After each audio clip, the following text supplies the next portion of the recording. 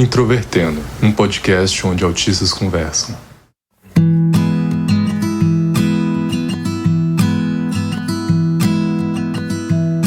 Sejam bem-vindos ao podcast Introvertendo, um podcast sobre autismo. E hoje sou eu, Luca Nolasco, que vou apresentar.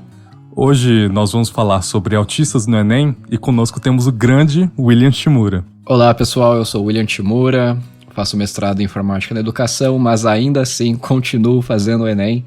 Acho que eu já fiz pelo menos umas 4 vezes ou 5, não consigo mais me lembrar. E se você quiser entrar em contato conosco, ver nossos últimos episódios, ver fotos de nossos lindos rostos, basta ir para nossas redes sociais. Basta procurar no YouTube, Instagram ou Twitter, Introvertendo. Lá você vai achar nossas redes e com certeza vai ver lindas fotos minhas.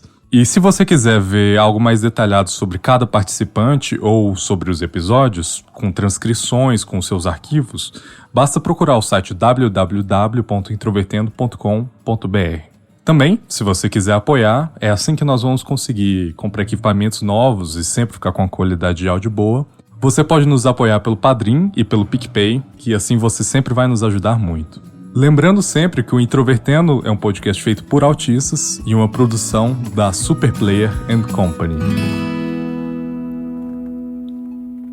Como o William tinha dito lá na introdução, ele fez muitos Enems, eu fiz entre 4, talvez 3. Nós vamos começar agora já falando sobre uma das partes que me deixa mais tenso, que é a parte da inscrição.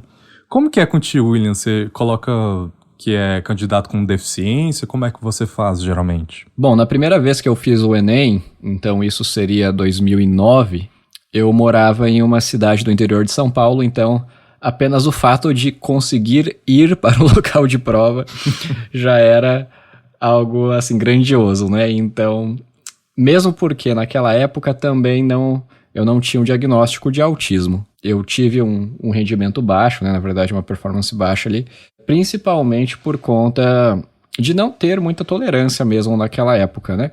Mas, falando sobre essa questão do autismo em si, eu posso lembrar das 2 últimas experiências, né? Que em uma certa edição do Enem, que eu fiz a inscrição, pela primeira vez eu notei ali que havia essa opção ali, então, de você selecionar, né, no cadastro como um candidato com pessoa com deficiência, e também havia a opção interessante, na minha perspectiva, de selecionar que eu não precisava necessariamente de apoio. Ou seja, eu sou uma pessoa com deficiência, ali no cadastro perguntava se eu era pessoa com deficiência, selecionava que sim, mas que daqueles apoios ali que eram oferecidos naquela edição, eu não precisava deles. Em outra edição, porém, do Enem, não havia mais esse fluxo, o fluxo mudou. E aí era uma lógica num sentido de que já perguntava diretamente, você precisa de apoio? E aí, se eu selecionava não, eu não tinha nem sequer a oportunidade de colocar no cadastro que eu era pessoa com deficiência. Então, lá no final, né, no extrato final do cadastro, mostrava que eu não era pessoa com deficiência, porque eu nem sequer tive a oportunidade de dizer, né, ali que eu era uma pessoa com deficiência. Nossa, você tava falando e no comecinho eu só tava pensando, meu Deus, ele fez Enem em 2009. Em 2009 eu literalmente não sabia o que era Enem. Eu via muita gente à minha volta falando, não sei o que, mas eu não tinha nem ideia o que era. Eu tava no ensino fundamental, meu Deus. Naquela época existiam pouquíssimas pessoas, na verdade. Não era todo mundo, né, que fazia Enem ainda naquela época. Ainda tinha aquela discussão sobre se valia a pena ou se não valia a pena fazer o Enem depois de sair do ensino médio, né? Porque era principalmente vestibular na época, né, individual. Existiam algumas faculdades, não existia o SISU, por exemplo, né, se eu não me engano ainda naquela época. Existiam algumas faculdades que usavam o Enem para compor parte da nota. Não era nem de perto tão comum quanto é hoje, né, que até instituições privadas usam o Enem, ou você ganha bolsas, dependendo, né, da sua performance no Enem, então realmente não é. Hoje em dia é um cenário bem diferente do que em 2009, certamente. O Otávio Crosar aqui do podcast, ele foi da primeira turma de medicina que entrou por Enem na UFG, lá por volta de 2014, então foi algo bem mais recente. O meu primeiro Enem, por exemplo, foi em 2016. Também, não preciso nem dizer que meu rendimento foi muito baixo. Eu fiquei muito assustado com a opulência da prova, uma coisa intimidadora, uma prova gigantesca, diversas pessoas à minha volta. Foi uma experiência bastante aterrorizante na época. E eu também não havia marcado como pessoa com deficiência, porque na época eu nem diagnóstico tinha. Assim que eu comecei a marcar como pessoa com deficiência, eu não requeria assistências como aumentar o tamanho da prova, nem nada disso, porque eu não precisava. A única coisa que eu exigia na inscrição era mais 1 hora de prova, porque apesar de eu fazer prova sempre relativamente rápido, eu tinha um receio de não conseguir entregar a tempo, não conseguir transcrever a tempo, sempre ficava com muito medo disso, então eu exigia 1 hora além de prova. É interessante você ter falado sobre essa questão do tempo extra, porque eu pensei muito sobre isso, né? Em uma das edições do Enem que eu marquei como pessoa com deficiência, eu marquei ali, né, que era possível, que eu não queria nenhum apoio. Mas mesmo assim, eu fui encaminhado para uma sala em específico que havia mais pessoas com deficiência. Então eu via outras pessoas com mobilidade reduzida, por exemplo, cadeiras mais espaçadas, haviam mais monitores, né, ou funcionários, colaboradores, não sei como me referir a eles, né, mas assistentes ali para caso, né, houvesse a necessidade de algum apoio, ou enfim. Então, na verdade, acabou sendo uma experiência bem agradável para mim mesmo, eu não solicitando nenhum apoio formal, mas o simples fato de estar naquela sala mais espaçada e etc., confesso que foi bem mais agradável mesmo porque tinha menos estímulos distratores, né, no ambiente. E sobre a questão do tempo extra, eu refleti muito se eu precisava ou não deste apoio, na verdade. Porque a priori, eu sempre pensei num sentido assim, bom, eu sempre fiz provas sem apoio, eu sempre fiz provas sem a necessidade de ter um trato específico para isso. Logo, eu considero que eu não preciso. Mas depois, pensando melhor, eu começo a notar, por exemplo, como as próprias exigências do Enem, na verdade, se relacionam muito a dificuldades específicas que acabam se relacionando com o autismo, né? Como, por exemplo, essa questão de interpretação mesmo, né? A gente sabe que tem uma tendência de interpretação literal no autismo, por exemplo, que não se encontra, né, não está presente tanto na população típica. E o Enem exige uma dessas competências. E eu entendo, por exemplo, que se fosse para fazer uma redação com teclado, eu conseguiria fazer muito rapidamente, porque as minhas ideias fluem muito mais rápido. Quando eu estou manejando ali uma interface digital, eu consigo manipular o texto melhor e etc. Mas quando eu vou fazer uma redação com lápis e papel, é muito mais difícil. Então tem um custo de tempo muito maior. E porque, no meu entendimento, né, eu tenho essa tendência de sempre pensar de uma forma mais redundante, de pensar de uma forma mais literal e etc. E se eu tiver um tempo a mais, eu consigo notar, ok, não é isso que é exigido de mim, não é isso que eles estão esperando nesse texto. E aí eu consigo entender e modificar. Mas é claro, daí a gente tem a limitação do tempo e eu sempre acabo tendo uma performance um pouco pior do que eu teria se eu tivesse um pouco mais de tempo. Então, neste sentido, é um raciocínio recente meu, mas eu começo a pensar que sim, seria totalmente justo, na verdade, solicitar esse tipo de apoio. Tanto é que este ano eu farei um Enem e eu solicitei este apoio, de fato, né, de 1 hora extra, porque eu entendo que é minimamente justo. Afinal de contas, toda a prova, todo o exame é delineado pensando nos padrões interpretativos do desenvolvimento neurotípico, né, como a gente costuma se referir.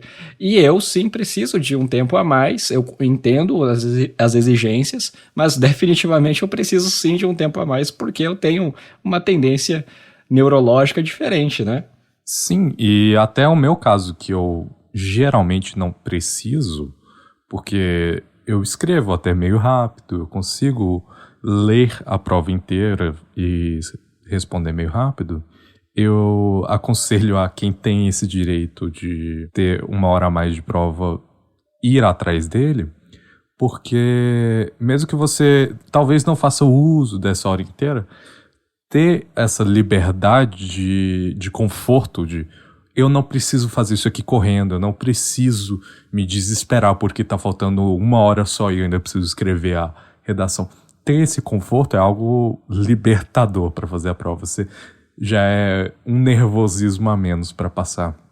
Mas, para você ter ideia, William, eu fiz minhas últimas provas sempre em um colégio que era direcionado mais a alunos que marcaram que tinham deficiência como candidatos. Então eram realmente também menos pessoas, era algo com mais funcionários para ajudar, era algo bem mais calmo. Mas ainda assim, quando eu tô fazendo uma prova, eu fico tão focado.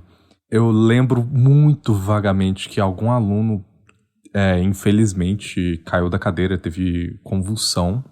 E, cara, eu tava tão concentrado na prova que eu não percebi. Eu simplesmente continuei a escrever e só parei pra pensar o que aconteceu depois que a prova tinha acabado. Tanto é que, pra mim, isso é só uma nuvem de memória. Eu nem lembro exatamente o que ocorreu, porque passou reto pra mim. Eu tava tão concentrado na minha própria prova que eu não vi mais nada. Pra mim, é como se nem tivesse acontecido. Eu acho que essa é a principal diferença, inclusive, de quando eu tava fazendo o Enem nas primeiras vezes e pras últimas. Porque, conforme eu fui treinando, eu consegui me concentrar mais no que eu tô fazendo. Eu consegui fazer sem me distrair, sem ficar olhando pros outros, sem nada. Eu só me concentrava no que eu estava fazendo. Isso é uma coisa que eu demorei pra desenvolver. Você tem algum jeito meio específico de fazer a prova? Ou você só faz questão A, B, C, D, E, vai fazendo do começo ao fim normal? Então, essa é uma pergunta muito relevante que, inclusive, eu sinto que eu ainda não desenvolvi uma técnica de prova efetiva, na verdade. Eu sinto que eu não deveria estar fazendo a prova do jeito que eu geralmente faço. Mas também não há muita motivação de minha parte em querer desenvolver mais técnica de prova em específico, porque, no final das contas, eu realmente não uso, né, o score do Enem. Eu não uso, eu não estou precisando desse score, dependendo dele, para entrar em uma instituição, enfim. Eu realmente faço ele porque esse teste de conhecimento, vamos dizer assim, sempre me motiva a engajar alguns dias que seja em revisitar o conteúdo do ensino médio, em assistir a correção da prova. Então eu acabo aprendendo mais, né? E eu realmente acho que eu, infelizmente, desperdicei muito tempo no ensino médio. Na verdade, isso não tem nada a ver com autismo, né? Eu acho que tem a ver com a realidade de todo brasileiro, né? Que tem essa sensação. E eu acho que o Enem é uma dessas formas, assim, de estar em contato, em constante contato, e pelo menos uma vez por ano ter esse período aí de 1 semana, 2 semanas, né? Que eu geralmente fico engajado em revisitar esse conteúdo do ensino médio e aprender coisas novas. Então eu não me preocupo realmente com técnica de prova, a não ser na redação, porque eu realmente me sinto um pouco frustrado em não conseguir um bom desempenho na redação, né? Mas de resto, não diria que eu não tenho nenhuma peculiaridade autística, vamos dizer assim, em fazer a prova. Eu estudei em colégio particular, onde toda semana eu tinha que fazer um simulado de Enem. Eu nunca fazia porque eu tenho preguiça. Mas nessa, os professores eram muito focados em ensinar dicas de como fazer o Enem, qualquer coisa assim. Nunca funcionou nenhuma dessas dicas comigo. Eu demorei alguns anos para descobrir o meu próprio jeito de fazer. Um jeito que eu fico mais confortável. Que, no final das contas, não é tão convencional assim, porque eu pego a prova e leio ela. Como se fosse um jornal mesmo, sabe? Leio do começo ao fim. Perguntas que eu sei responder na hora, assim, num estalo, eu já respondo e marco. Mas, no geral, se eu preciso fazer um cálculo, se eu preciso pensar mais do que 3 segundos, eu passo pra frente, só pra eu ter conhecimento do que eu vou tratar ali. É a mesma coisa com a redação. Redação eu leio toda a proposta, escrevo um rascunho quase, muito mal feito, que enquanto eu tô fazendo a prova depois, eu vou pensando em um corpo para essa redação. Então, no final das contas, eu passo mais de 1 hora, quase 1h20, 1h30, só lendo toda a prova. Aí, depois que eu vou começar de novo, sabendo o que eu vou tratar, já fazendo as perguntas com mais calma, fazendo uma por uma. E, às vezes, se eu não souber, eu simplesmente pulo. Eu não tenho isso de ficar muito travado em uma pergunta tentando fazer. Eu só pulo pra próxima, outra hora eu olho. Uma coisa que eu tive muito problema, diferente do Thiago, que tá em quase todo episódio do podcast, que quando morava em Goiânia fazia questão de conhecer todos os bairros da cidade. Eu não conheço a minha cidade tão bem assim. Então, quando eu sou designado a provas, muitas vezes é em bairros que eu nunca fui, em lugares que eu nunca fui. Chamar aplicativo de carro, às vezes, é inviável, porque muita gente chama ao mesmo tempo, então é sempre um aperto pra mim, isso de onde é que eu vou fazer, de como é que eu vou fazer. Então eu sempre tento ir uma semana antes, múltiplas vezes no lugar pra ver como é que é, ver onde é o lugar, como que eu vou chegar ali, qual é o meu plano B, o meu plano C. Tento preparar tudo isso com dias de antecedência. Você tem alguma coisa assim, ou até diferente, William? Eu realmente penso, na verdade, sobre essa questão de qual suporte é oferecido, né? E entendo também as dificuldades de se oferecer um suporte que faça sentido para o autismo, né? Afinal de contas, a gente está falando de uma série de apoios que podem ser necessários de acordo com cada indivíduo, né? E no meu caso, certamente, um apoio que eu gostaria de solicitar seria nesse sentido de me localizar ali, né, no ambiente de prova. E nem estou querendo me referir ao trajeto em si, que sim, o trajeto de fato é complicado e tal, mas eu entendo que isso foge muitas vezes do escopo, né, da realização da prova em si, né? É difícil de esperar que a equipe, de alguma forma, forneça esse nível de suporte, né, porque de fato pode ser um pouco inviável e não razoável. Mas, por exemplo, quando se trata de uma edição do Enem em uma universidade, por exemplo, né, num campus gigantesco, realmente entendo que seria sim desejável ter alguma espécie de triagem, talvez, ou identificação, né, ali logo nos portões da instituição, e a pessoa com deficiência, se necessário, ter um guia, ter alguém ali a partir daquele momento, né, para já conseguir oferecer algum suporte para essa pessoa e dar um pouquinho mais, né, de autonomia para ela já desde essa etapa aí da passagem do portão. Que muitas vezes é o momento mais difícil para muitas pessoas, né? Essa correria de chegar apressado no sol, desesperado, muitas vezes é o que deixa muita gente já muito mal antes da prova. Eu historicamente sempre tive problemas, na verdade, em encontrar, não somente no Enem, né? Mas isso é comum. Sempre eu gostava muito de assistir bancas, né? Bancas de defesa pública. E também gostava muito de fazer cursos de extensão, sempre que disponível e tal. E aí eu ia para as universidades e eu sempre me perdia, né? Era uma coisa assim, realmente difícil de conseguir se localizar. Na verdade, eu também falo geralmente que eu gosto muito de aeroportos, porque por algum motivo eu nunca me perco nos aeroportos, eu sempre vejo uma sistemática que faz sentido, eu sempre consigo ver as placas, os trajetos coloridos, né, no chão.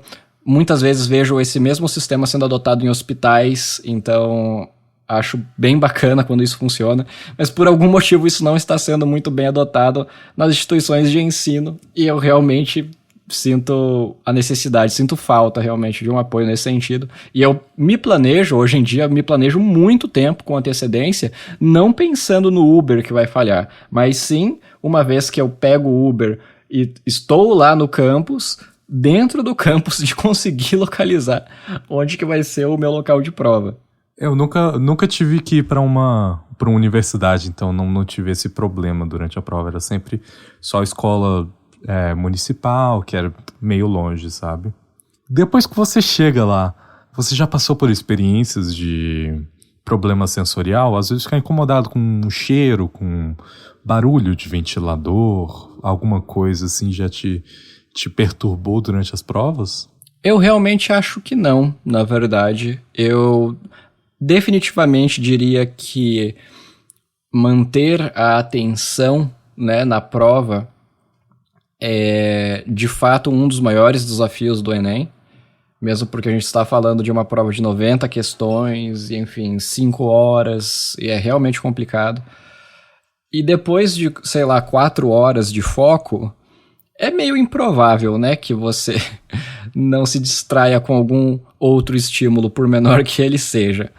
É claro que, no caso do autismo, a gente pode ter o efeito contrário a isso, né? Como você disse, dessa situação do hiperfoco, né, que você teve na prova e ficou não sensível, né, em relação às outras coisas que aconteciam no seu ambiente. Mas eu diria que é difícil de medir, é claro, mas eu diria que eu não tenho muitos problemas em relação a isso.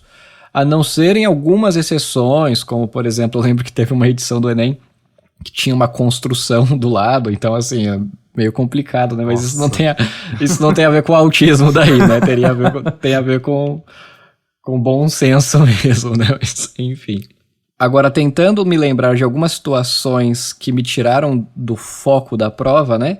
Eu consigo me lembrar de algumas situações, principalmente situações que eu tenho que interagir com os fiscais. Como, por exemplo, ir ao banheiro, né? Tem todo aquele protocolo, né? Que o fiscal vai lá com o detector de metal para ver se você está com algum ponto ou alguma coisa assim, né? E tem um protocolo que eles esperam que você cumpra para saber ali, né? Se, por exemplo, na sola do seu sapato tem alguma coisa ali de metal, ou enfim. E eles te dão essas instruções para você mexer, né? Abrir os braços, levanta a perna, não sei o quê. E eu realmente não entendi essas instruções. Na verdade, eu tenho certeza de que na próxima edição do Enem, eu vou pedir para ir para o banheiro, já vai vir um pouco dessa ansiedade, porque eu sei que eu não vou conseguir entender adequadamente as instruções que são dadas a mim, porque para mim me parecem instruções arbitrárias, abstratas demais, e eu não sei exatamente o que fazer. Às vezes eu acabo mexendo algum membro ali que não era para eu mexer, e o fiscal pode, enfim, debochar, dar risada, ou enfim, e isso acaba sendo um pouco chato, né, e de fato me distraindo, né, da prova. Outra coisa também que geralmente me distrai é a contagem de tempo, né, dos fiscais, porque eles adotam um sistema de colocar os horários na lousa, né, e eles vão apagando os horários conforme o tempo vai passando. Só que tem um problema, que eles usam o mesmo espaçamento, a mesma tabulação para medir quantidades de tempo que na primeira coluna dali dessa tabela seria de meia em meia hora, e nos últimos intervalos de tempo que eles colocam na lousa seria de 15 em 15 minutos. E aí eles estão ocupando, né, a mesma quantidade de espaço nessas tabulações ali dessa tabela que eles colocam ali na lousa. Isso me confunde, porque eu tenho uma expectativa de que cada uma daquelas células ali, daquelas unidades daquela tabela que eles colocam na lousa, seria equivalente a meia hora. E aí, então, se eu quantifico, né, eu vejo a priori aquela tabela e quantifico a quantidade, né, de horários que estão ali escritos na lousa como o tempo restante e equivalente a meia hora, como, né, inicialmente é descrito, eu posso acabar me perdendo aí na minha noção de tempo. Então, certamente, essas são coisas que me distraem da prova. Eu não sei se você tem essa mesma sensação sobre algumas coisas ali que te traz alguma ansiedade, ou enfim, que você sempre sabe que não vai funcionar direito na hora da prova. Cara, essa do tempo, eu espero que você não passe por isso nessa vez, porque comigo, geralmente, os fiscais usavam uma tabela de adesivos disponibilizada do próprio Enem, onde, conforme passava meia hora e depois 15 minutos, eles arrancavam o adesivo que cobria o tempo e falavam, passou meia hora, passou 30... Entendeu? Ele vai arrancando o adesivo para mostrar que passou tal tempo. E a diagramação, pelo menos, era bem feita, então não tinha esse problema. Eu espero que façam mesmo durante a sua prova dessa vez. Mas comigo, uma ansiedade que eu tinha grande demais, e que no final das contas se fez realidade, era que por alguns anos eu tive próteses de metal no tórax, e eu tenho um costume de beber muita água enquanto eu tô fazendo prova. Muita, muita mesmo. Assim, se eu levo garrafinha PET dessas médias, assim, eu não sei quanto que tem, 400 ml talvez. Se eu levo essas garrafinhas PET de 400 ml, eu bebo 3, 4 delas, assim, de uma vez. Uma vez não, mas durante a prova inteira. E com isso eu preciso ir ao banheiro mais de uma vez. Como eu tinha próteses de metal no tórax, eu não só tinha que levar meu laudo provando que eu tenho essas próteses, como porque elas apitavam quando passava um detector de metal, como ocorreu de eu ter que esperar mais de 10 minutos, talvez uns 15, 20, para que chegasse uma médica ou uma pessoa especializada, não sei, que olhasse minhas cicatrizes e confirmasse, não, isso aqui é realmente uma prótese, ele não tá tentando colar. E isso é protocolo, tinha que seguir, mas é algo que me deixou muito ansioso. Aquele processo de ficar esperando, em pé, do lado do fiscal, sem ter o que fazer, sem ter como voltar pra minha prova, vendo o tempo passar e sem poder fazer nada sobre isso. Porque o fiscal também não pode fazer nada sobre isso. Então foi um processo meio difícil, que ocorreu 2 vezes comigo. Isso era uma ansiedade gigantesca minha, que infelizmente se fez verdade. Mas fora isso, minhas experiências foram surpreendentemente boas. Eu nunca tive grandes problemas, nunca me trataram mal e nem debocharam de mim, como infelizmente possam ter feito contigo. E você, ouvinte, você tem alguma história curiosa do Enem? Alguma dificuldade que ocorreu contigo ou até situação engraçada? Se você tiver, fale conosco pelas nossas redes sociais, porque é sempre muito bom ler esse tipo de coisa. Eu acho que é só isso do episódio, então até a próxima. Muitíssimo obrigado.